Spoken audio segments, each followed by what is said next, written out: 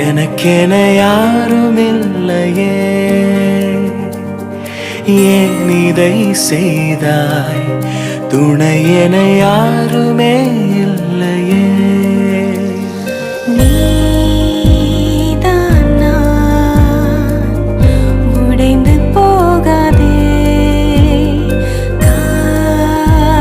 காதலால் கடந்து போவோமே. உனக்கென உருகினேன்,